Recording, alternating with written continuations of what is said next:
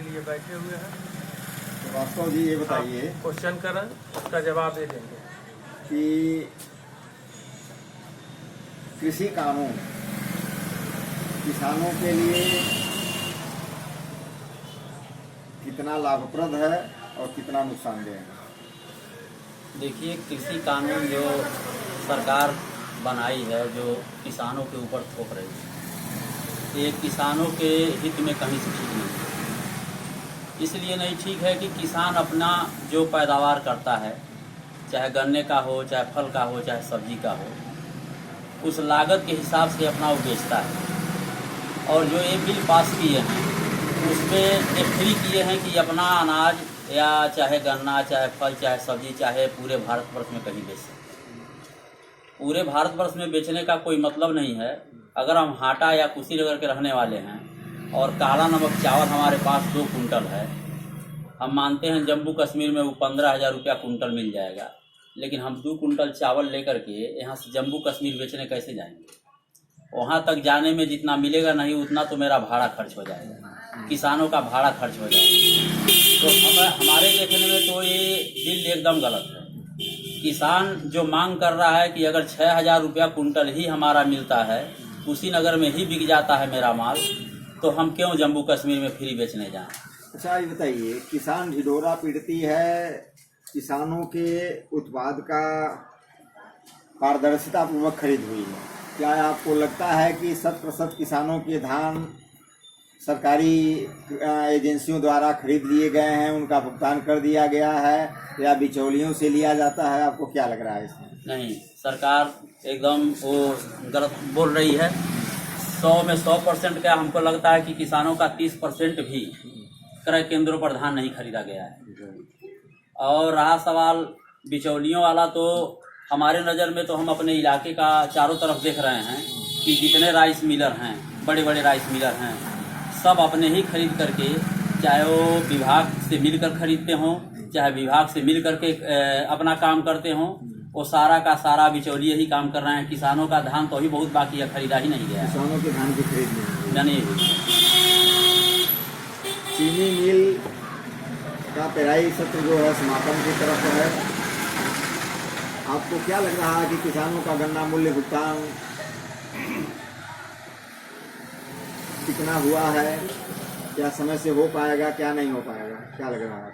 देखिए, private factory हमारे वहाँ तो ये ढाढ़ा है, हाटा ढाढ़ा, ये पेराई इनका 22 तारीख को ही बंद हो गया है, 22 फरवरी को ही।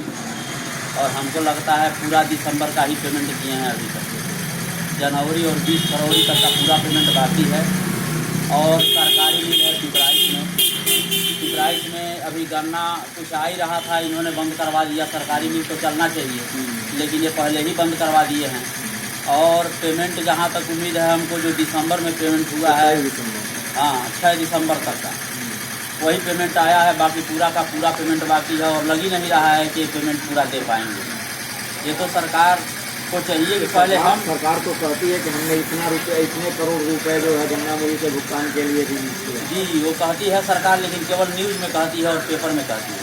हम लोग किसान हैं, हम लोग गन्ना गिराए हैं पिपराइच में, हमको पता है कब तक पेमेंट मिला है और कितना बाकी है। यानी गन्ना मूल्य फिसदी है, फिसदी है। तो महंगाई की बात बताएं आपको क्या लग रहा है कि मतलब जो वर्तमान समय में महीने में 10 बार 15 बार डीजल, पेट्रोल, रसोई गैस के मूल्य बढ़ रहे हैं, ये किसानों पर कितना बोझ पड़ रहा है? किसान इसे कैसा महसूस कर रहा है आपके देखने में? किसान देखिए, महंगाई पर किसान तो अपने को एकदम ठगा महसूस कर रहा है। 85 रुपया 87 रुपया लीटर डीजल, जिनके पास पंपिंग सेट है वो तो अपना डीजल चलाते हैं। एक एकड़ में कम से कम 7 घंटे लगते हैं पानी चलाने, तो 700 का डीजल उनका जल रहा है।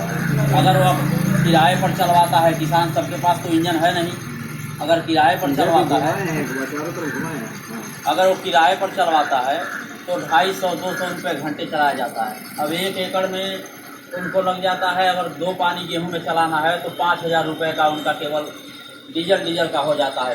मैंने कास्ट का प्रोडक्शन बढ़ रहा है, बिल्कुल बढ़ रहा है, उत्पादन लागत बढ़ रहा है और अपेक्षाकृत मूल्य नहीं बढ़ रहा है, कुछ नहीं मिल रहा है किसानों को। अगर ऐसा ही होता रहे तो हमको लगता है कि जितने बड़े किसान हैं वो सारे के सारे अपनी स्थिति छोड़ ही देंगे। आप यही चाहते हैं कि आप किसान छोड़ दीजिए, कॉन्ट्रैक्ट फार्मिंग में दे दीजिए।